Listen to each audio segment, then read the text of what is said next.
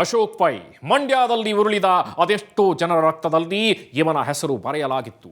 ಅಂಥವನನ್ನ ಕೊಚ್ಚಿ ಕೆಡವಲು 30 ಜನ ಬಂದಿದ್ರು. ಆದರೆ ಅಶೋಕ್ ಪೈ ಅದೃಷ್ಟ ಚೆನ್ನಾಗಿತ್ತು. ಇಲ್ಲದಿದ್ದಲ್ಲಿ ಮಂಡ್ಯದಲ್ಲಿ ಮರೆಯಾಗಿ ಹೋಗಿದ್ದ ರೌಡಿಯೊಬ್ಬನ ಆತ್ಮಕ್ಕೆ ಶಾಂತಿ ಸಿಕ್ತಿತ್ತೇನೋ.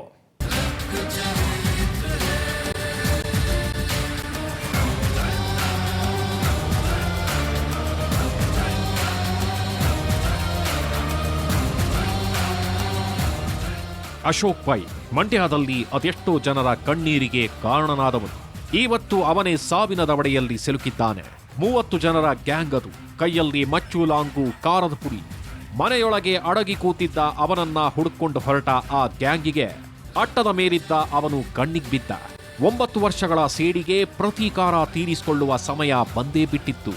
ಹಂತಕರು ಅದ್ಯಾವ ಪರಿ ರೆಡಿಯಾಗಿದ್ರು ಅಂದ್ರೆ ಇವತ್ತು ಅಶೋಕ್ ಪೈನ ಹೆಣ ಉರುಳಿಯೇ ವಾಪಸ್ ಮನೆಗೆ ಹೋಗ್ಬೇಕು ಅನ್ನೋಷ್ಟರ ಮಟ್ಟಿಗೆ ನಿರ್ಧಾರ ಮಾಡ್ಕೊಂಡು ಬಂದಿದ್ರು.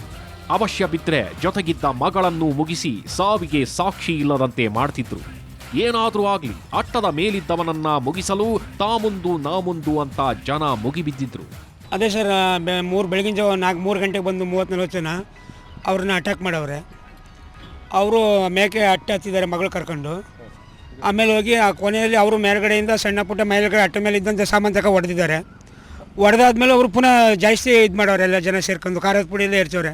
ಆಗ ಅವ್ಳು ಮರ್ಕೊಂಡು ಸಜ್ಜ ಅವ್ರ ತಲೆಯಲ್ಲಿ ಮಾಮೂಲಿ ಸೀಟ್ ಬರ್ತಲ್ಲ ಕಲ್ನರ್ ಸೀಟೆಲ್ಲ ಹೊಡೆದು ಮೇಲ್ಗಡೆಗೆ ಹೋಗಿದ್ದಾರೆ. ಟ್ಯಾಪ್ ಮ್ಯಾಗ ಹೋಗಿ ಅಷ್ಟೊತ್ತಿಗೆ ಅಕ್ಕಪಕ್ಕ ಜನ ಬಂದು ಸ್ವಲ್ಪ ಸೇವ್ ಮಾಡಿದ್ದಾರೆ ಸರ್. 30 ಜನ ಬಂದಿದ್ರು ತಪ್ಪಿಸಿಕೊಂಡಿದ್ದ ಆಸಾಮಿ ಅಶೋಕ್ ಪೈ ಮಗಳನ್ನ ಕೈಯಲ್ಲಿಟ್ಕೊಂಡೆ ಬಂದ ಅಷ್ಟೂ ಜನಕ್ಕೆ ಹೊಡೆದು ಅಟ್ಟದ ಮೇಲಿಂದ ತಪ್ಪಿಸಿಕೊಂಡು ಹೋಗಿದ್ದ. ಇಡೀ ಊರೇ ನಿನ್ನೆ ರಾತ್ರಿ ಆ ಮನೆಗೆ ದೌಡಾಯಿಸಿದ್ದರಿಂದ ಊರಿನ ಅಳಿಯನ ಜೀವವನ್ನ ಕಾಪಾಡಿದ್ರು.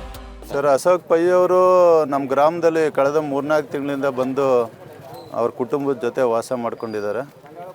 ಅವ್ರ ಕುಟುಂಬ ಅಂತ ಹೇಳಿದ್ರೆ ಅವ್ರ ಹೆಂಡತಿ ನಾಗಮ್ಮ ಈ ಗ್ರಾಮದವರಾಗಿರೋ ದೃಷ್ಟಿಯಿಂದ ಅವರು ಇಲ್ಲಿ ಬಂದು ಜೀವನ ಮಾಡ್ತಾಯಿದ್ರು. ಅವ್ರ ಜೊತೆ ಅವರ ಮಗಳು ಮತ್ತು ಅವರ ಅತ್ತೆ ಎಲ್ಲ ಬಂದು ಈ ನಮ್ಮ ಮನೆ ಪಕ್ಕದಲ್ಲೇ ವಾಸವಾಗಿದ್ದರು.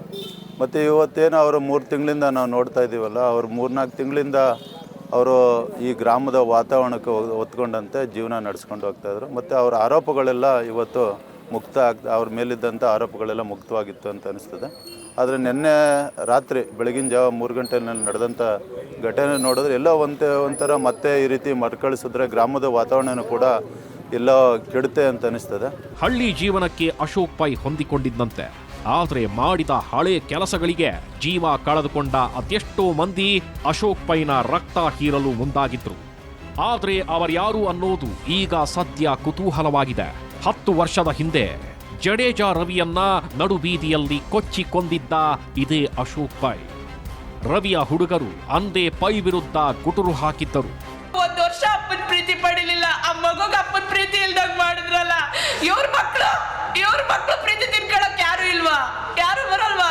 ಪಾಪಿ ಚಿರಾಯು ಅಂತಾರೆ. ಅಶೋಕ್ ಪೈನ ಜೀವ ಗಟ್ಟಿಗಿತ್ತು. ಸ್ವಲ್ಪ ಯಾಮಾರಿದ್ರು ಇವತ್ತು ಆತನ ಪ್ರಾಣ ಹಾರಿ ಹೋಗ್ತಿತ್ತು. ಊರಿನವರ ಸಹಾಯದಿಂದ ಅಶೋಕ್ ಪೈ ಜೀವಂತವಾಗಿದ್ದಾನೆ. ನನ್ನ ಜೀವ ಕಾಪಾಡಿ ಅಂತ KM ದೊಡ್ಡಿ ಪೊಲೀಸ್ ಠಾಣೆಯಲ್ಲಿ ರಕ್ಷಣೆಗಾಗಿ ಪೊಲೀಸರ ಮುಂದೆ ಮಂಡಿಯೂರಿದ್ದಾನೆ.